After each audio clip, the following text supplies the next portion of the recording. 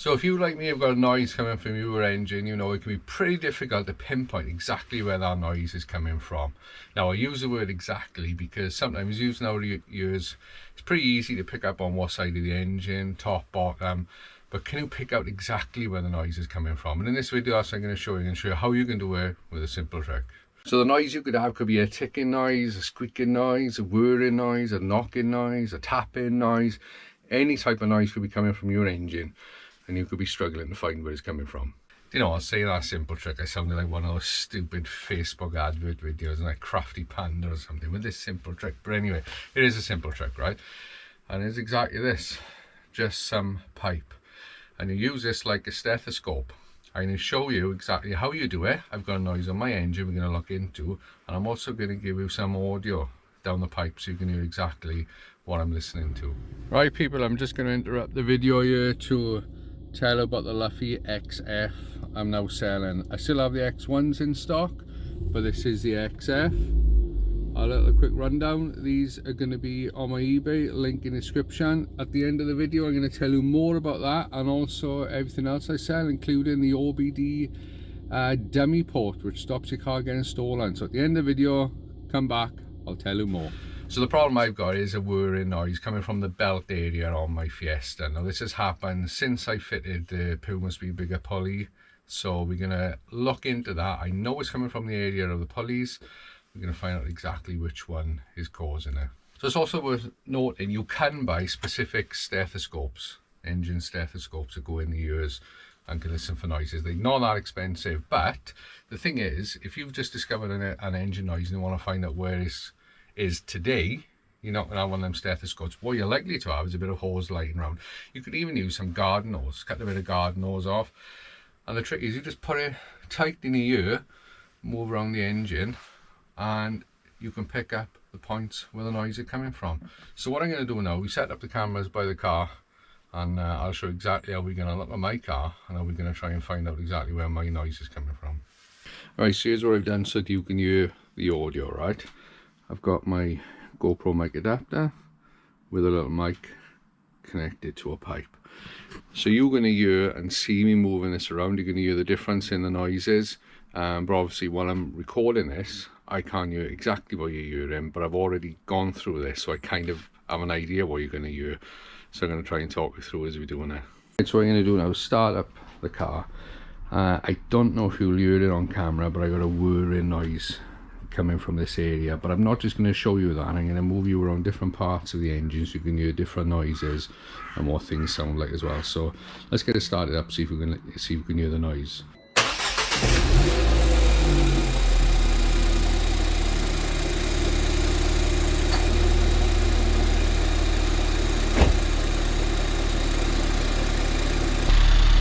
Right, so it's a mild whirring noise that I don't think you're going to hear very loud, and it's actually, this moment, quieter than it usually is. Now what happens is the warmer the engine goes, the quieter that noise gets. I just started it 5 minutes ago to do the hearing test myself, so you're still going to pick up a lot of noise. It's just whether you can pick up that specific noise you like to hear. Now most people might not pick up on this at all, but because I know what the engine sounds like, I know there's a difference. So let's connect up the mic, let's give it a listen. Testing, 1, 2, 3. Right, so let's get stuck in then. Let's start moving this pipe around and see what you can hear.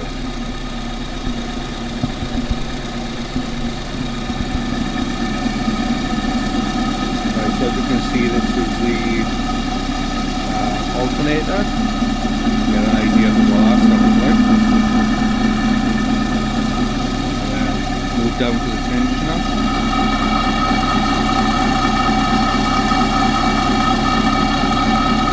Now you might be able to pick up a little ticking noise in that, which normally you can't hear. But anyway, my noise seems to be coming from the water.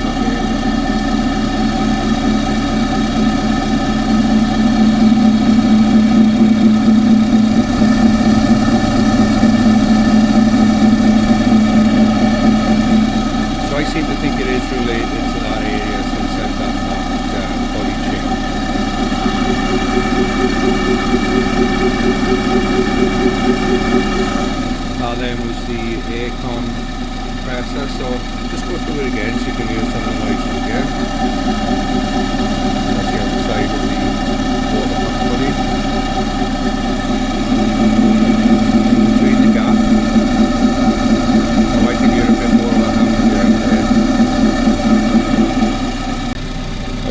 quite interesting, I think. What I'm going to do now is I'm going to show you some other noises on the engine, so see what you can pick up for this. Right, so the fuel pump there, I'll have them on the other piece, so let's see what you can pick up for that.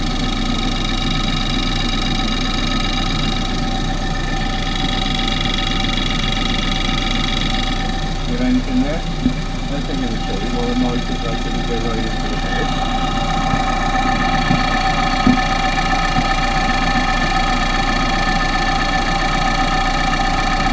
That's actual noises you hear going in the engine. And now, if we get in the injectors, if we get near in the injectors, we just run around the pump, and I realise you're probably not going to hear me because you're not going to hear for the mic on this camera, so I'm using my phone there as audio. But yeah, we went around the sample pump. Now what we're going to do is listen to the injectors, because that's going to be quite sick.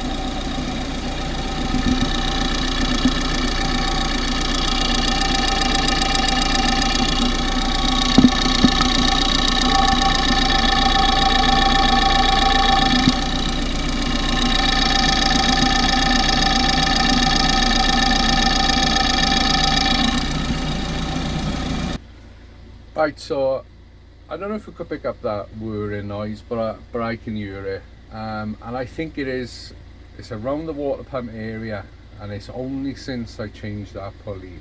Now I don't know if it's the belt's a bit tight. It can't be that because it's a bigger belt. It could be that I damaged the water pump when I done it, because if you remember when I changed that pulley, they tightened to get off, and I had to pry over a bit, and that might have caused a bit of water pump damage. I'm not sure. I have got a brand new one here. We're going to be doing a brand new water pump and a thermostat at some point in the future, so I'm not too worried about it because I can fix it. But I definitely think it's water pump area, and like I say, it gets a bit better when the engine warms up. When it's cold, it whirs a lot more. It's a bit of a funny one, but yeah, hopefully this is giving an idea of how you can find these noises on your engine, because you could be spending money paying someone to try and work out where the engine noise is coming from, and you can suss it out yourself. The only thing I would say to be careful with is when you put in the pipe near the belts, be careful it doesn't wind itself and go around the belts, right? So you have to be careful of that. That is only the auxiliary pulley. You're not going to wreck your engine as such if that goes around, because it's not the timing belt of the engine, and if you are going anywhere near the timing belt of your engine, I just wouldn't do that. I wouldn't risk that, because that pipe could go through, knock the timing out, take your engine out, right? So be very careful. I'm only using it on the auxiliary belt area, so you have to use caution with that. But like I say, it could be it could be the gearbox side. You could use a pipe for that, you can use a longer pipe. The important thing is get it stuck right into your ear. It's got to get right in there so you can hear the difference. You'll be able to pick up sound. The more you do it, the better you get a perception of trying to work out where these noises are coming from. So yeah, hopefully that's helped. It was just a simple video, but can be very effective, and it's something I use all the time. Every time I've got an engine noise in my car, anyone's car, my go-to method, stick a pipe in my ear. So anyway, thank you very much for watching, people, and I will see you on the next one.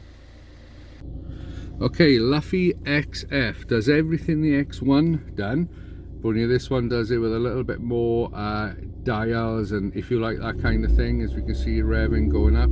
Boost is in the middle there. Now the one thing to note, OBD2 connections are limited to low resolution boost, so it does peak at 22.5 just like the X1, unfortunately.